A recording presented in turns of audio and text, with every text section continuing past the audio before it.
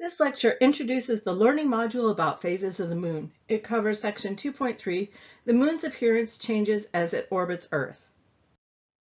Chapter 2 focuses on naked eye observations of the sky. The complexities of apparent and actual motions of Earth, Sun, and Moon are considered in great detail. The learning goals of this module are to understand that the cycle of phases of the moon are due to its orbit around the Earth, to be able to predict phases and rise set times of the moon, to be able to describe and explain field rotation, and to be able to describe and explain how the size of the lunar disk and librations arise from the eccentricity of the moon's orbit. The width of your little finger at arm's length is about 1 degree. The moon is about half a degree in the sky. It is a large object in the sky. We can deduce much about the moon's orbit by observing it over the period of a year. Discrimination is a word that is used colloquially to mean an unjust treatment of people based on some category or subgroup to which they belong. For example, their gender, ethnicity, orientation, age, and many other characteristics that are wrongfully used to render prejudicial treatment. Discrimination in this sense is wrong and often unlawful.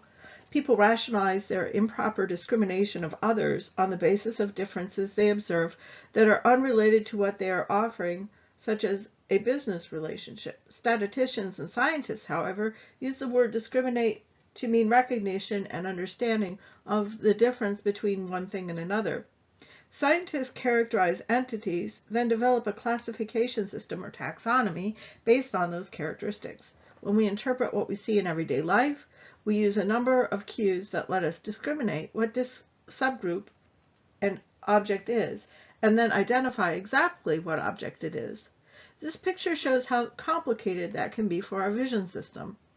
Everyday experiences let us discriminate a chair from other furniture or objects around them in spite of the many variations that chairs may have, the unusual angles they may be oriented in, particular or partial obscuration of the chairs, and variations in illumination. We need to remember how our vision sorts through these differences and yet still enables us to navigate the everyday world when we look at the sky and interpret what we see. And in science, discrimination is not a bad word. It is part of multivariate discriminant analysis. The elements of vision are listed here with the most important, contrast and brightness, being at the top. Note the way our vision system works can deceive us when it comes to interpreting brightness. The squares of A and B appear to have different brightnesses because B is being seen in the shadow. When making visual observations, it is important to recognize that our system is not infallible.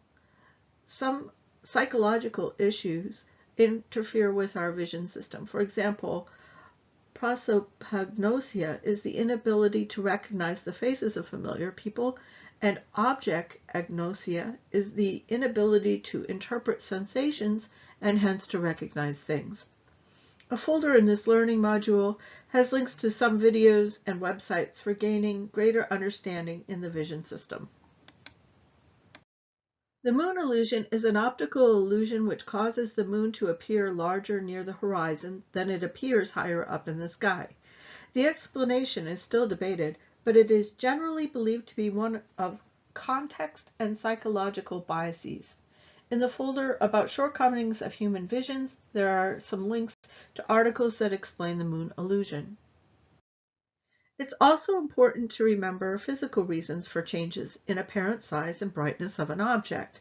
These include distance to the object, the absolute brightness or luminosity of the object, intervening media, and the wavelength region being observed. The next link in this module is to the NASA Scientific Visualization Studio Moon Phases video. Watch this video and then write down your observations of how the moon appearance changes. Compare your findings to the next lecture in this module, which discusses the moon's appearance.